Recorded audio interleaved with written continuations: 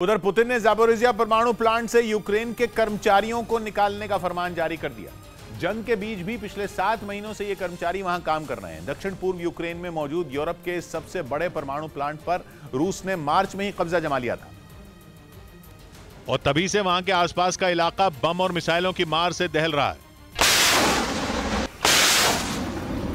Plant पर मंडरा रहे बड़े खतरे के बीच भी रूसी सेना और यूक्रेन के सैनिक एक दूसरे पर हमले करने से चूक नहीं रहे। ज़ापोरिज़िया परमाणु प्लांट को रूसी सेना के कब्जे से निकालने के लिए ज़ेलेंस्की की फौज ने एड़ी चोटी का जोर लगा दिया, लेकिन 7 महीने बीत जाने के बाद भी वो इसमें कामयाब नहीं हो पाई। हालांकि इस दौरान यूक्रेन के कर्मचारी प्लांट की देखरेख में जुटे रहे, लेकिन अब पुतिन ने उन सभी कर्मचारियों को परमाणु प्लांट से बाहर करने का फरमान सुना दिया।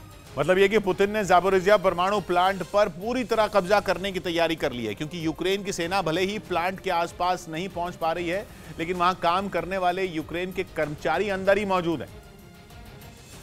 और यही बात पुतिन को बुरी तरह खटक रही थी। उन्हें ऐसा लग रहा था मानो परमाणु प्लांट में उनकी सेना बैठी तो है, लेकिन वहां उनका पूरी तरह कब्जा नहीं हो पाया है, क्योंकि परमाणु प्लांट की देखरेख के नाम पर बड़ी संख्या में यूक्रेन के कर्मचारी जब चाहे वहां आ जा सकते हैं। यही नहीं, परमाणु प्लांट पर मंडरा रहे खतरे का हवाला देकर IAEA यानी कि इंटरनेशनल एटॉमिक एनर्जी एजेंसी की टीम भी वहां पर पहुंच गई। माना जा रहा है कि इसी वजह से पुतिन ने यह फैसला किया कि यूक्रेन के कर्मचारियों को परमाणु प्लांट से बाहर कर दिया जाए, ताकि ज़ापोरिज़िया परमाणु प्लांट से जुड़ी यूक्रेन की आखिरी कड़ी को भी तोड़ दिया जाए और वहां पूरी तरह से पुतिन की फौज का कब्जा हो जाए।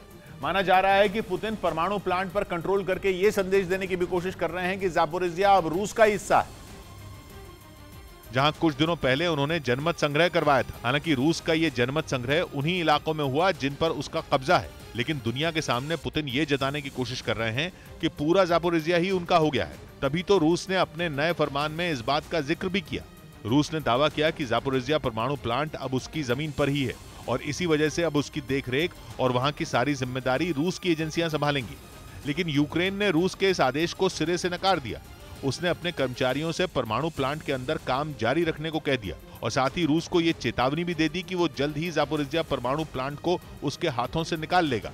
लेकिन यूक्रेन की इस चेतावनी का रूस पर कोई असर नहीं हुआ। उसने एक बार फिर ज़ापोरिज़िया शहर को निशाना बनाया। यूक्रेन ने दावा किया कि रूसी सेना ने शहर की एक रिहायशी इमारत पर हमला किया और एक के बाद एक कुल 7 मिसाइलें शहर की तरफ दाग दी।